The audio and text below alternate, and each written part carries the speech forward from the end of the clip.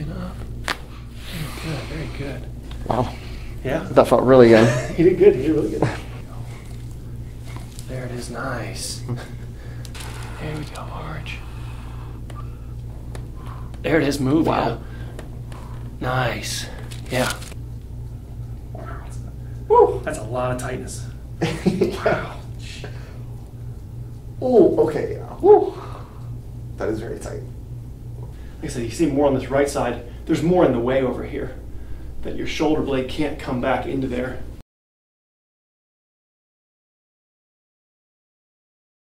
A bunch of the back tightness is like beneath the shoulder blades. Okay. And then it's spread through like, I think it's called the paraspinals on both sides, and then to my lower back as well. Sitting for a long time, for some reason, that's when a lot of the pain is. Okay. And how many hours a day do you think you sit, average? Well, I'm a college student as well, so I do a lot of studying. I gotcha. So I can't really put a time on that. All right. Would you kind of achy pain or sharp pain? How would you describe that? It's mostly achy. Occasionally it'll get sharp, but it's mainly achy. Okay. We're dealing with the joints in the lower neck. The knuckles in the lower neck will refer pain almost exactly where we're pointing. Okay. So we call that a referral pain. The irritation in joints of the neck can cause pain in areas distant.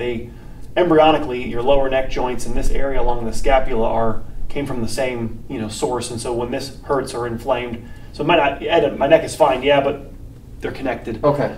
We're going to work on trying to spread some of the stress away from the lower neck, get the upper neck working, get the upper back working. So we're dealing with a little bit here. The middle of your shoulder is about an inch and a half forward from your head's forward from your shoulder. The center of your ear hole should be over the center of the shoulder, and the more forward your head goes, the more pressure your lower neck is under. It's kind of leverage. And so the head goes forward, then the ribs actually rise up. So that can be some of that sharp pain, is usually rib head. And then that's why sometimes it's achy, sometimes it's sharp. It might be the referral pain coupled with a little bit of some rib discomfort. So we'll try to push and compress those ribs, try to get the head back. Okay. Take a deep breath in for me, and then let all the air out. Let it all go. I got you. Do a deep breath in, then slow, quiet, exhale. There you go. Deep breath in. One more.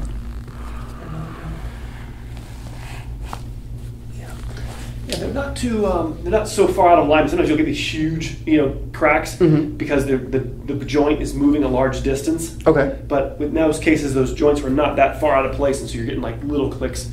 It's perfectly normal. Look over this shoulder a little bit. Exhale. There we go. I got you. Twist, twist, twist. Tight there, yeah. Let's go other side for me. Okay. Deep breath in, then twist. Look over this shoulder, twist. Yeah, wow, a lot looser on that side. Go, put it back for me. Okay. So the upper neck is designed to be your primary engine. If the upper neck is tight, the lower neck gets overexerted. Okay. We're going to try to loosen up this upper neck a little bit. Go gentle, here we go. I got your head. Just this top guy. Yeah, very good. Cool. Okay. That felt good. You did good, you did good. There we go. Chin up. Very good, very good. Wow. Yeah? That felt really good. You did good, you did really good. We got to start getting that arch, then molding your neck into that curved position. You can't stretch hard clay, or reshape hard clay. You can't reshape hard metal. You have to heat up the metal or heat up the clay. And I think the same way with the spine. We want to make the spine limber and soft so that we can reposition things. There we go. Being arched is not the norm for your neck. We got to get your neck used to being here, and this is the life of a student, and even your work. Everything in life is forward, and so it's just what we call counter stretching or mirror image stretching. We got to get the arch back to your spine. It's definitely tender, but it's a good tender when you're doing that. Okay, yeah. This has been locked up here. We gotta. Your head doesn't even want to tilt. There you go. There's guarding and protection in here. All right. If I'm going too hard, let me know. I'm gonna keep going deeper and deeper. Okay. There you go. Does constant self neck cracking have any effect to that? Right. So when you stimulate the mechanical receptors in the lower neck by cracking your neck where it's already injured, you can cover up some of that pain. But by doing that, you're further loosening the lower neck, which then makes it more injured, and then you further builds up pressure, swelling, that makes you then want to release the air bubbles again and get relief. So it becomes this positive feedback loop that you never get anywhere positive. We have to stop the cycle, meaning take the stress off the lower neck, de-inflame the lower neck. It's like a wound. If you keep poking at it, it's going to keep getting more and more swollen. So that's why we say the word adjustment. We're trying to adjust the upper neck without adjusting the lower neck, and then mold that curve back into your neck. And then when the curve's in your neck, you're not going to be able to pop your lower neck, and then you shouldn't have the desire to. Gotcha. And that's the way I think it's a better way to view it. But very commonly, people will, they're doing it to relieve that pressure, but it's a dead end road. Yeah, there's just some old knots up here that need to be untangled, like headphone cables. People are like, headphone cables? We have earbuds. Oh, gee, all right. Back in the day of headphone cables. Or the ear pods or whatever. I always lose them. So I'm like, I like the cables. Yeah, it's right. They're too expensive. And they can easily fall in a crack in the seat. It's like, oh, there they go.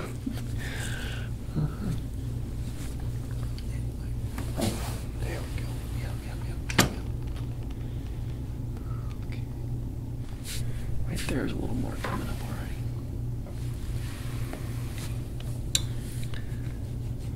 There we go. It represents the stagnation, what's stiff inside and what's bound up, and as we untangle it, what's in the tangle gets released. Gotcha, okay. Right, so it's like going up into your attic and moving boxes and then, some spiders biting you. Oh my God, I know there's spiders up there! Well, we are going up into the attic and exploring. You gotta roll. This is the cause for why the lower neck. If you actually can see, when your neck, we'll do it when you sit up in a second. Okay. The neck, where the neck creases the most, is in the lower neck, and so your neck favors bending in the lower neck, and we're trying to create a new crease in the sense that the original crease, which is that your upper neck is the initiator of the motion.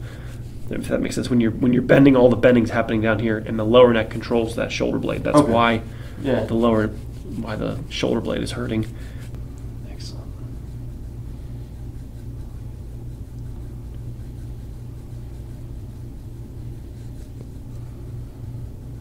Yeah, same thing right there.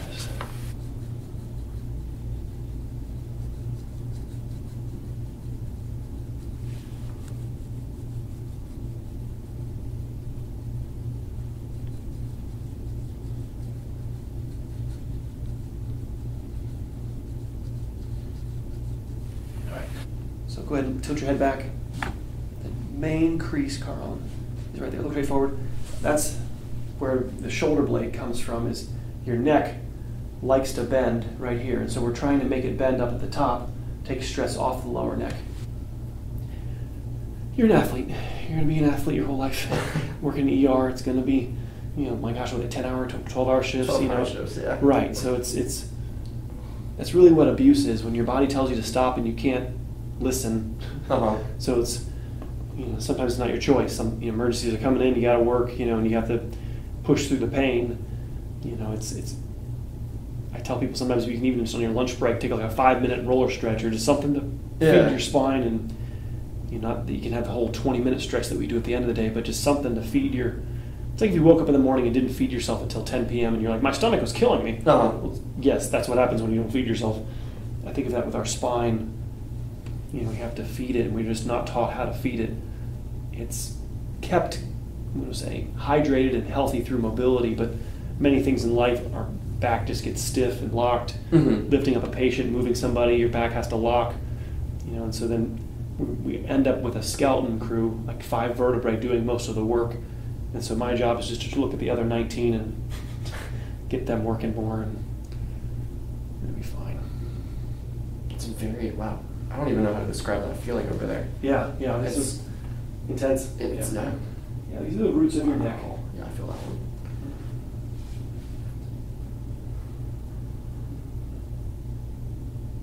There, yeah. If it was easy, I wouldn't have a job.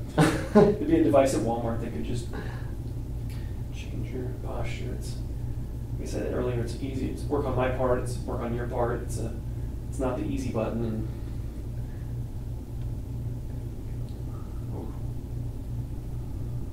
so what's your advice on I know, like there's back stretchers and the foam rollers and all that.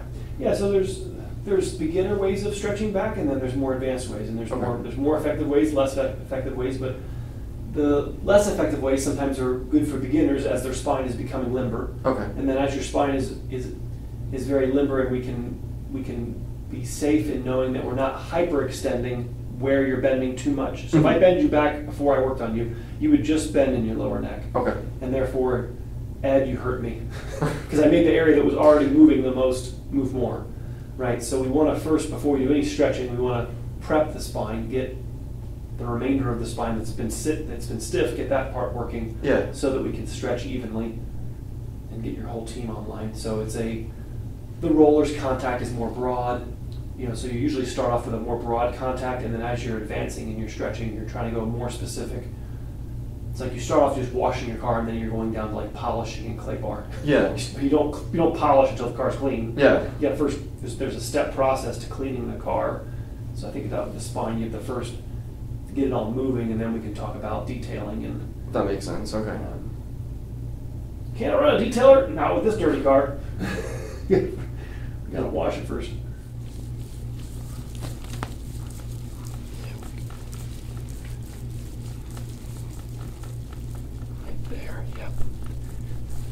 There is no normal crunchy. Like right there.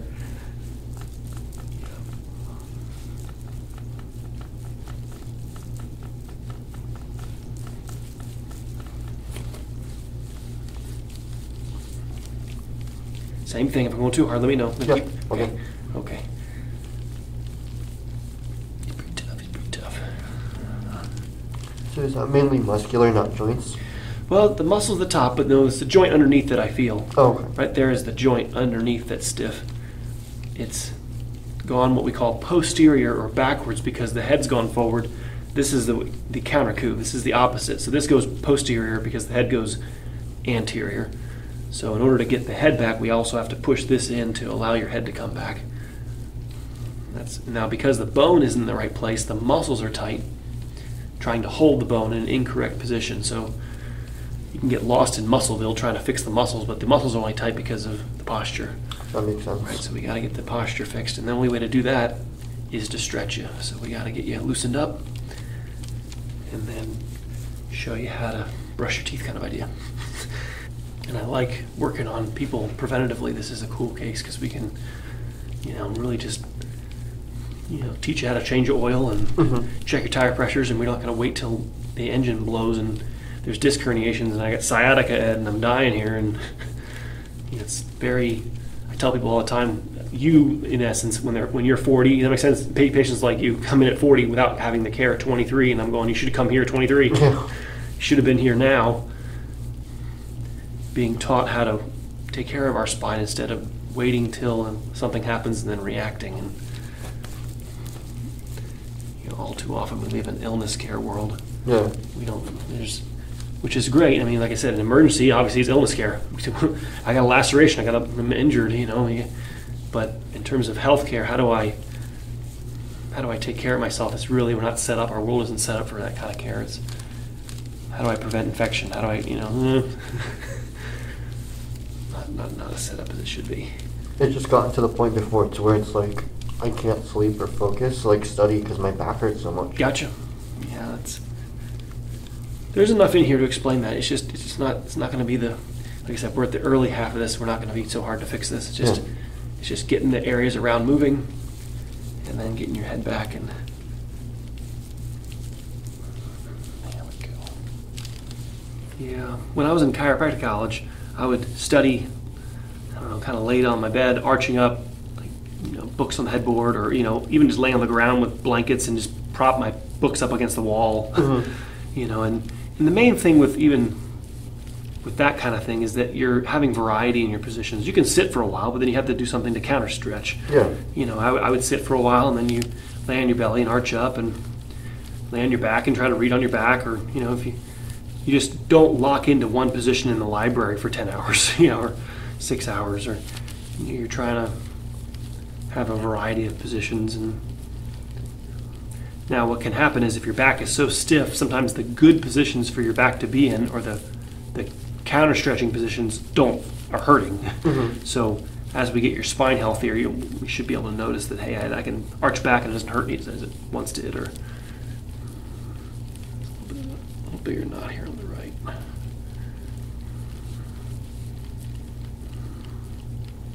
I was actually on vacation. I was hit by an ambulance. Oh my. Yeah. Tell me what happened. So we were at a stop, and I guess they just didn't have enough room to stop, so we got rear-ended. Gotcha. And so, I felt fine. We were, guys, and we were on vacation, so we're like, we're just going to get seen when we get back. Main thing auto accidents do, or you have two injuries in an auto accident. You have the injury of the impact, and then you have the compensatory injury from any posture change that the impact causes. The compensatory injury, to me, is the much larger injury than even whatever happened at the car accident. I would say something like 80% of the injury is because the posture changed, and that caused a lot larger injury. Yeah. So many patients that I call black belts, or people that have mastered everything I have in my office, if they have an accident, they come in as soon as possible. We treat the injury of the car accident. We don't let their posture change, and then it's almost as if it didn't even exist after a few weeks, right? Because we didn't let the compensatory injury appear. So, yeah, before the car accident, all my pain was like up in that area on the shoulder blades. Yes. Like bilaterally. Yes. After the accident, I guess I had some disc bulges and herniations, and then it made it worse there, and then it extended to like my mid and lower back. Who told you you had herniations? They took MRIs? They took MRIs and x-rays, yeah. Of your lower back or lower neck, both? I think it was both, yeah. And where were the herniations?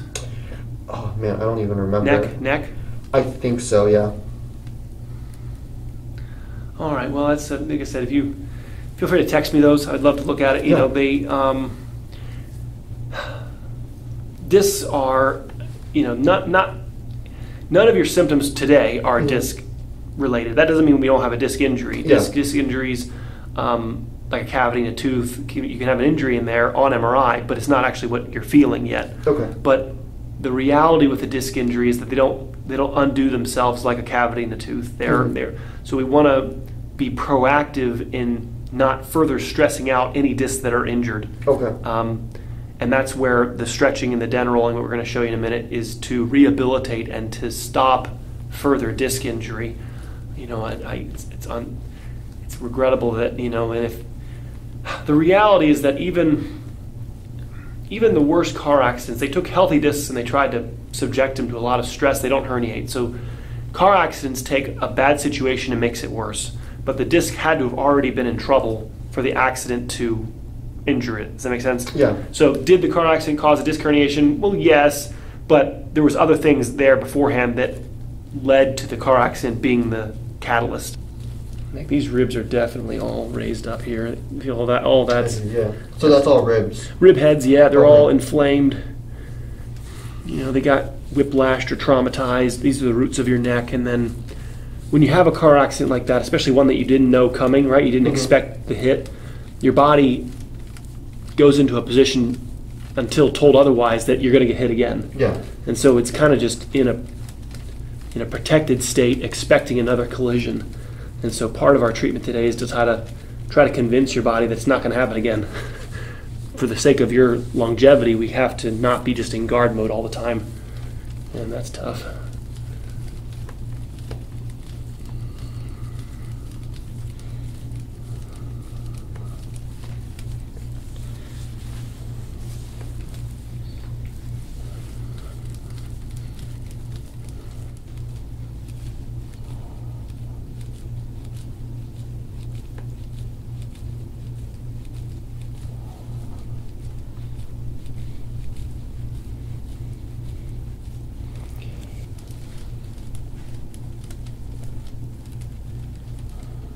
There, yeah, some goodies underneath your scapula. Oh, yeah.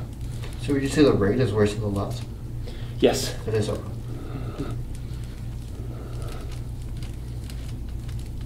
terms of misalignment, so what'll happen is sometimes the side that I feel to be the worst is actually the stiff side, and then the other side is the compensatory, more hypermobile side. So, objectively, it's more stiff, it's more misaligned, but sometimes that doesn't correlate with. Usually it's the opposite that the symptoms will be on. Yeah, right there, yeah.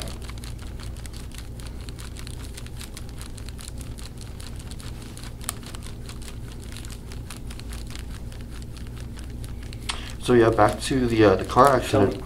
Once I was you know, on treatment near the end, they recommended steroid shots, I think. Yeah. And I didn't want to do that. The easy button. The easy button, yeah. Mm-hmm. So I said no, and then they pretty much ended treatment, said that there's like nothing else they can do for me, and that everything else is just going to be like, you know, I understand. ghost pain or whatever it's called. Yeah. And so that's when I started seeking like other like relief. Yeah, it's all the tools they have in their cabinet. They only can use what they have, and you know, pain is a call to action. Your body's trying to tell you to address it. The cortisone shot isn't really anti-inflammatory. It mainly just is a painkiller. It does prevent the tissue from holding water, but the water is there because of damage, right? So it doesn't fix the reason, so therefore it really doesn't get rid of it. Mm-hmm. Part of what's happened is as your head's gone forward, these ribs have popped up, Mm-hmm. and then you can't retract your scapula back because the ribs are now occupying the space that your scapula is trying to come back into. Gotcha. Okay. Right? So the ribs are elevated here, and so there's a lot more resistance to actually retracting your scapula back into the same territory. Yeah, there's an area there. I don't know if it's like a bone, a trigger point, a rib head. Mm-hmm. I felt like it's needed to like pop or. Up here? No, under the shoulder blade, like around that area. Yeah. No, the ribs, right where you're feeling is where this inflammation. The rib is out of place. It's not dislocated. It's what we tried to term subluxated, meaning that it's, you know, sub less than a dislocation, but it's raised up. It's out of position here. It does need to be adjusted. You know, there's inflammation in the joint, which is what you can feel as it feels like it's stuck or out of alignment.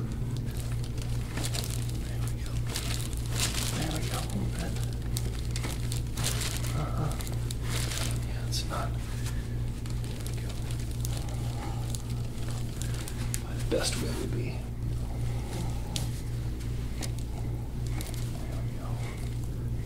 There it is, nice. There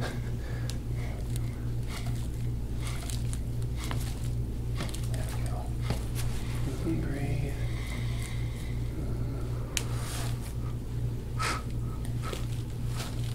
Good. Take a deep breath in for me. Exhale. We're going to arch back. There we go, arch. There it is, move. Wow. Nice. Yeah. Beautiful. Yeah, we got to bring it into extension. That's part of what we're going to do when we're stretching in a minute. Okay. We got to compress that. Just being adjusted in neutral isn't enough. Okay. We got to arch it back. Did you feel it move? If I did, I feel like there's one small area like right here, but he got a lot moving I didn't even know existed. Another shot. We'll say like a water balloon's in there, and all that has to be squeezed out to then get down to the roots underneath where the problem is. All the surface stuff's in the way. Just tilt you a little bit to the right here. Okay. I got you. Yep. And then come up. There we go. A little bit. That's good. That's good. That's good. Okay. Yeah. Yeah. It's a good. That's as much as we're going to get without. I'm going to say Epsom salt. Yeah. Getting the fluid out, and then kind of over time we get more. All of that. Like I said, you see more on this right side. There's more in the way over here that your shoulder blade can't come back into there. It's like incrementally you'll be. Okay. That makes sense. It takes, you have to adjust and then squeeze and then adjust and squeeze, and then you can keep moving the line forward. Okay. Yeah. So you have to go in here and sometimes, oh yeah. Yeah. Gee. There's a lot of tightness in here. And if this tightness doesn't lengthen, then you actually can't get the shoulder blade back or, you know, push the ribs in. So they're all coupled together. That's what you're feeling in here is this, all of that. Yeah, it's got to get out of there. I shouldn't have mentioned anything. I shouldn't have said anything about my back. It's like, no, I hate it. Uh-huh. It's like when I work on your glutes, girl. I hates it. I hates it.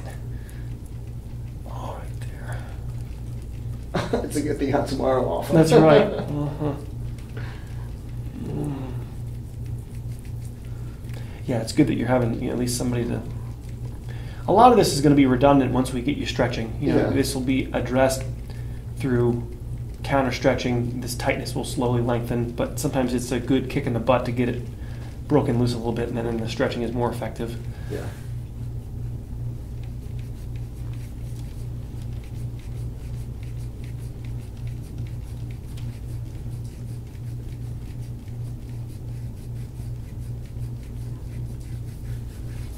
the shoulder stretch. Yeah, let that stretch. Good.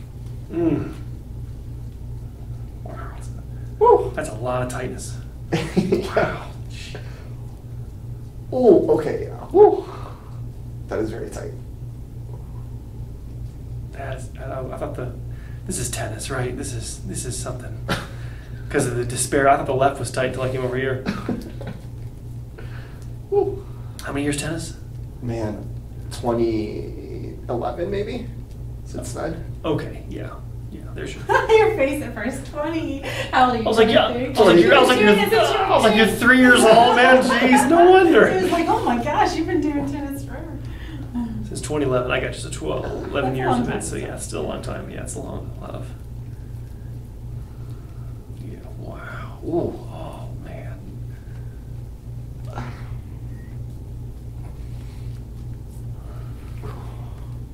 This is all got to lengthen.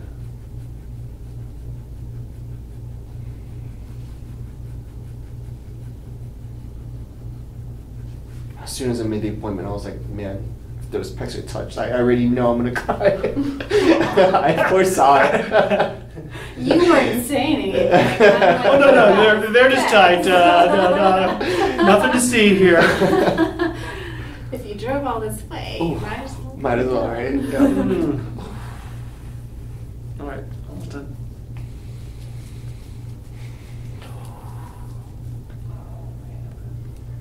Yeah, that's some serious tightness in there.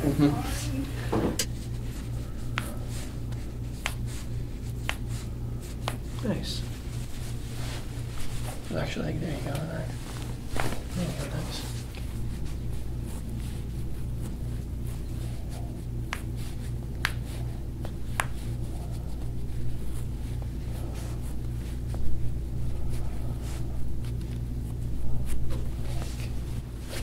I got you. Actually, there you go. There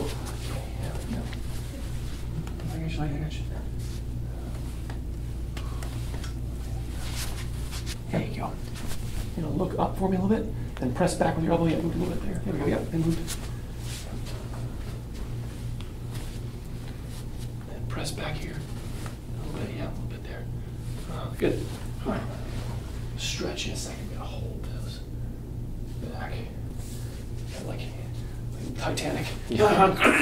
Pull me till that. Okay, a little bit. There we go. Go ahead and tilt. No, nothing. Okay. Go ahead and tilt to the right. Okay, nothing. Sometimes there's nothing in there. Tilt to the right. Nothing. Okay. I would want you under a few more visits or under more guidance to use this guy. I would just stick with the wheel for now until you're able to, unless it's a joke. Okay. I want that to be a joke first, and then we move to the general. But just, you're ready for this guy. Head back for me. So you kind of place it middle, upper neck, leg straight for this one. I'm sorry, Leg straight, there you go. What you do is you take your hand and then just press it into your forehead to get your head to sink into it. Okay. And then once your head's sunken in a little bit, then you put your hand back on your belly. And then just, your head's going over the device. So I don't want it all the way down in your lower neck where that crease is, nor do I want it so high in your upper neck that your head's not going over it. So you want it high enough that your chin's not down, your chin's coming up, right? Get the idea? Yeah. And the upper neck is arched. You want to be doing that neck down roll to prevent further disc injury. Their symptoms aren't disc injury, but those are, if the joint's inflamed, then very likely the disc is going to be upset too. They're both part of the same team. So taking stress off your lower neck not only helps the joint pain, also helps to prevent disc injury and then eventual, radiculitis in your arms. And so, Okay. Yeah. very good. Thank you so How you much. feeling? How you feeling? A lot better, honestly. Definitely Awesome. a lot better. Awesome. Yeah. Appreciate it. Thank you. Thank you.